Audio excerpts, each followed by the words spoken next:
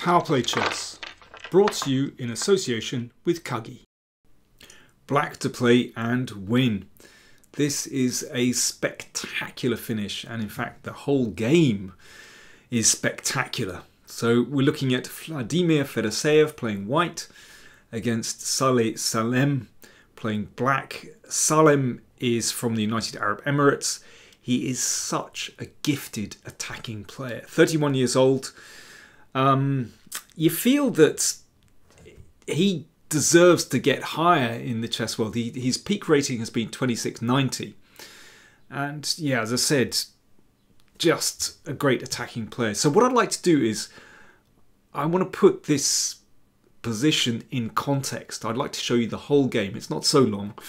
Let's go from the beginning, and this will give you at least a flavour of how Salem plays his chess. Actually, how Fedoseev plays his chess as well, because he is a very enterprising player as well. So, might go into a Grunfeld, might be a King's Indian, but Fedoseev plays h4. Well, yeah, as we all know, we can get away with moves like this these days. And pretty standard continuation against this is to do this, you know, King's Indian and then Bishop e2 and potentially h5. It's all good fun. But instead of Bishop g7, Salem plays d6. So he's just delaying developing the king's bishop, delaying castling for the moment. And I think this is very clever, actually. So he gets his play going elsewhere before he commits the king. Queen c2, this is all very subtle. I'm not quite sure why Fedoseev played Queen c2. It could be because he wants to avoid this, and that kind of slows down white's attack. You know, f3 I'm not sure is very desirable in this position because it means it's going to be tricky to force through h5. So it could be, that could be the reason why he plays Queen c2 here. In any case, c5 gets things going on the queen side very quickly. So now it's basically a kind of Benko gambit. And I think this is fully justified from black's viewpoint because, you know, accepting this pawn and opening up the queen side, does that really fit with h4? And having got this far, then it's time to put the king on the king side. And Fedoseev, well, he wants to make use of his h-pawn, so he just gives that one up and goes g4 and pushes on with g5. You could consider f3 and queen h2 here, but Fedoseev wants to nab that knight. Bishop takes knight threatened. But Salem decides, okay, fine, I'll let you damage my king side.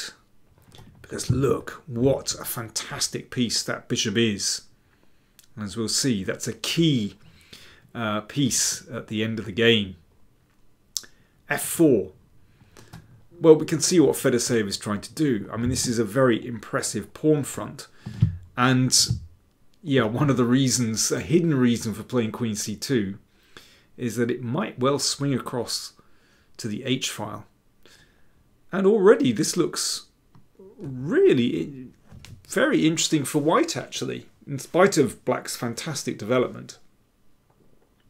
So before we get on to the main puzzle, how do you play here with black?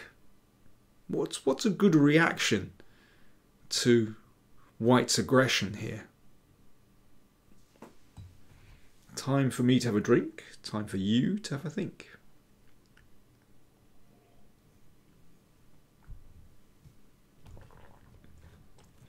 e6, classical reaction.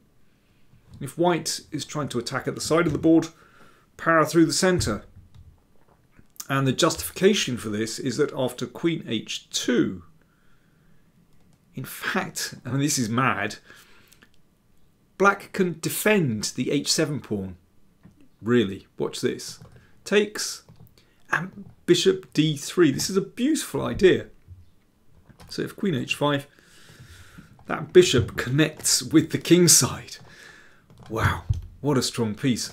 So black's kingside completely secure, and then it'll be black's turn in through the middle. Anyway, Fedoseev played knight e2, queen e8. That's an interesting move. So looking in sort of both directions here. Takes, knight g3.